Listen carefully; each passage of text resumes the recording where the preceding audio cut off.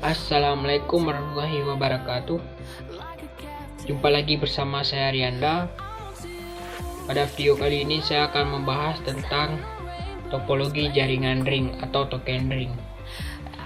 Nah, nanti saya akan membangun sebuah jaringan menggunakan topologi jaringan ring, tetapi saya akan membuat di Cisco Packet Tracer. Itu sebuah software bagaimana cara mendesainnya. Oke, langsung saja. Jadi token ring ini atau topologi jaringan ring adalah sebuah topologi dalam jaringan komputer yang mempunyai ciri khusus yang berbentuk lingkaran seperti dalam desainnya.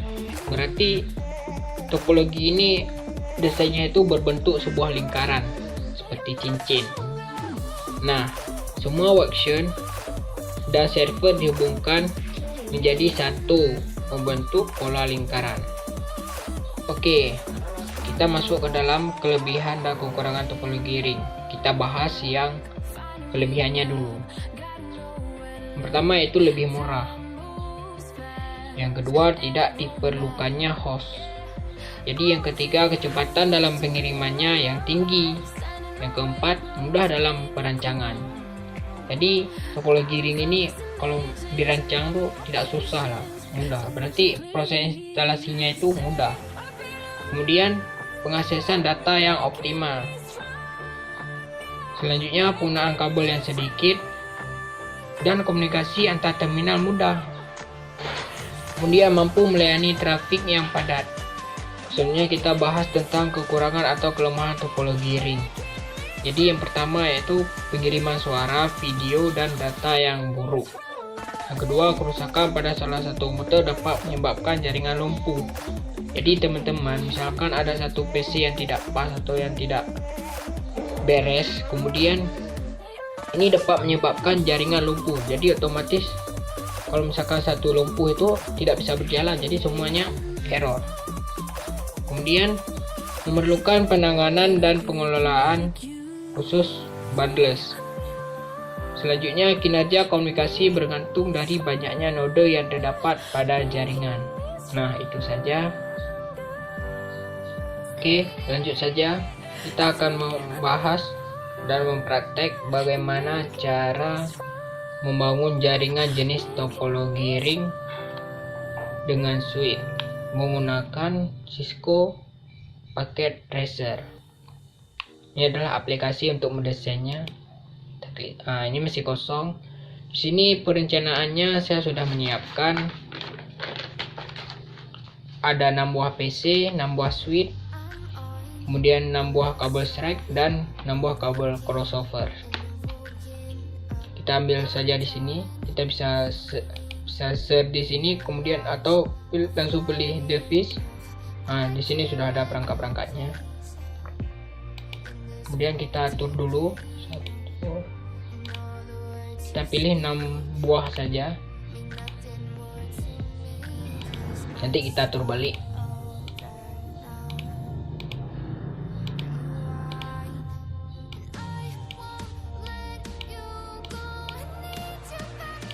Kemudian cari switch. Sudah ada.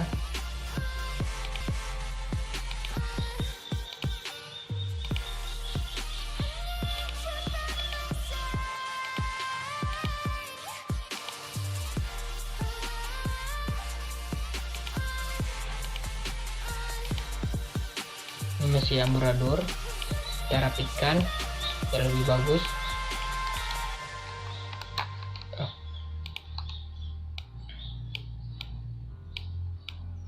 Kita buat lingkaran karena ini adalah topologi ring sesuai dengan namanya. Desainnya itu berbentuk jaringan link, bukan link cincin ya, cincin.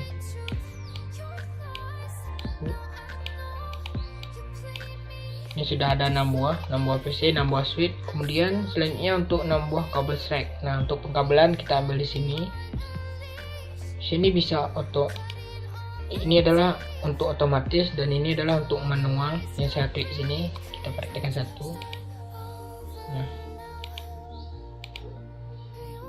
oke, sudah terhubung. Coba kita praktek yang otomatis. Nah, sudah ada. Cuma untuk lebih bagusnya itu kita melakukan manual supaya teman-teman mengerti bagaimana arahannya ketika kita menggunakan manual dan penjelasannya. Untuk teman-teman yang tidak tahu masalah kabel Shrek ini fungsinya sebagai apa, saya akan menjelaskan. Fungsi kabel Shrek adalah digunakan untuk menghubungkan dua device yang berbeda dan merupakan kabel yang memiliki cara pemasangan yang sama antara ujung satu dengan ujung yang lainnya. Contohnya seperti ini, menghubungkan dua buah device. Nah, pertama kita hubungkan PC dan switch. Nah, ini adalah cuma untuk menghubungkan dua PC saja. Kemudian kita lanjut ke pengkabelan. Kita menggunakan otomatis saja biar cepat. Untuk teman-teman saya sarankan menggunakan manual dulu bagi yang pemula, supaya teman-teman bisa mengingat bagaimana jalur Ethernetnya. Selanjutnya kabel crossover. Untuk kabel crossover fungsinya yaitu digunakan untuk menghubungkan dua device yang sama. Berarti dua device yang sama seperti antara switch dan switch 1 sama switch 2. Oke, sudah terhubung. Nah, berarti susunan kabel yang berbeda antara ujung satu dengan ujung lainnya, walaupun jenis kombinasi kabelnya berbeda tetapi menggunakan kabel yang sama, yaitu kabel UTP. Kita hubungkan saja. Oke, kita pilih otomatis biar cepat.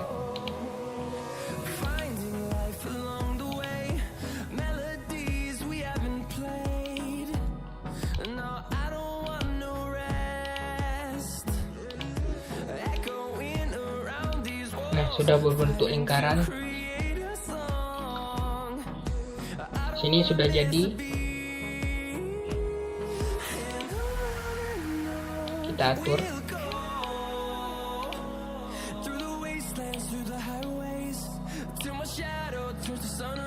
Sudah lebih mirip.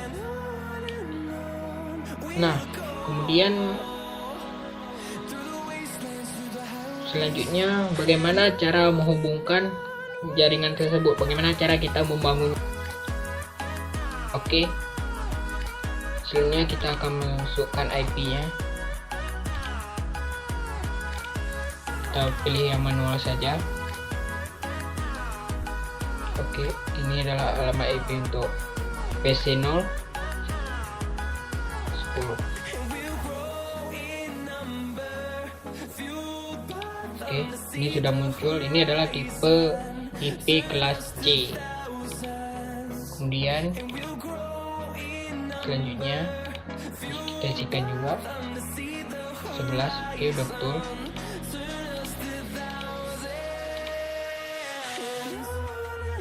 Sini 12.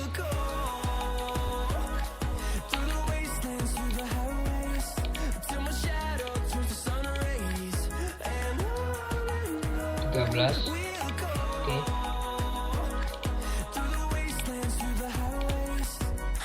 Kemudian 14.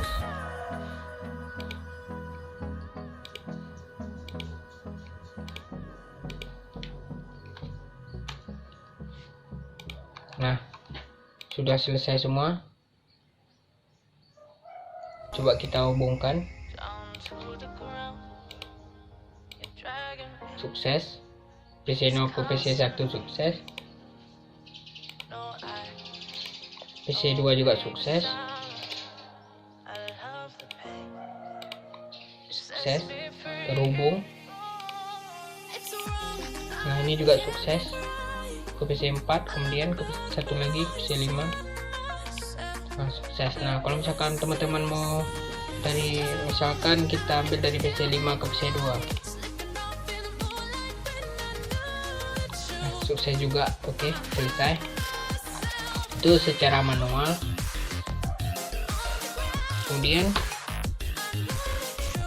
itu kita menggunakan statik tadi ya. Oke, untuk penghubungannya ini secara otomatis saya lakukan. Kemudian ada satu cara lagi menggunakan command prompt secara manual saja.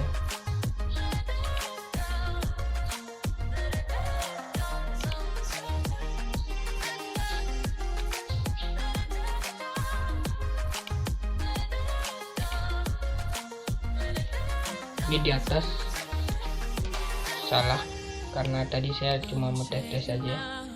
Kita panggil dari PC ping, kita hubungkan dari PC 1 ke PC 4 itu 92 168 114. Oke, sukses. Kemudian kita hubungkan dari PC 0 ke PC 5.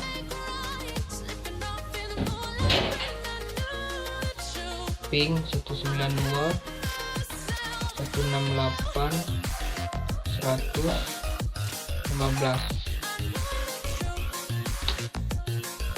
Oke, sukses juga. Berarti secara otomatis saya juga udah tes tadi bisa, sekarang secara manual juga bisa. Kemudian kita lihat simulasinya. Kita hapus saja ini dulu. Misalkan dari PC 0 ke PC 1. Kita lihat simulasinya. Oke, kita putar saja. Ini bahasanya sudah muncul.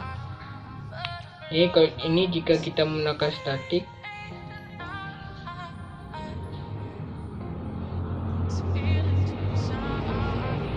dia akan mengikuti alur.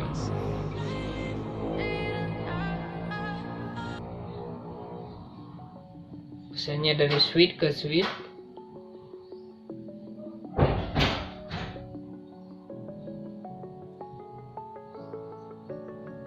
Oke, diterima. Kemudian dibalaskan kembali. Ini adalah proses transfer, saling interaksi atau komunikasi. Ini adalah bentuk sebuah simulasi di mana switch sebagai yaitu menerima informasi dari berbagai sumber yang terhubung dengan kemudian meneruskan informasi tersebut ke perangkat yang dituju.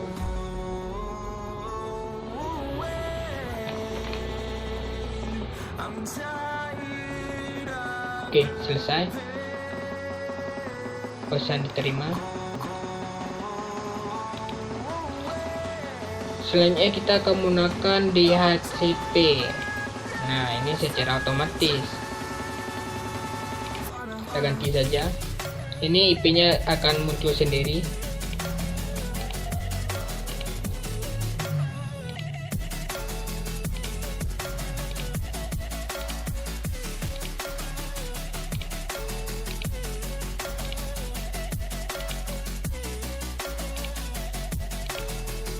DHCP ini menggunakan IP manual. Kita cuma rek saja, dia langsung diberi otomatis. Nah, sudah ada. Oke, sudah ada juga.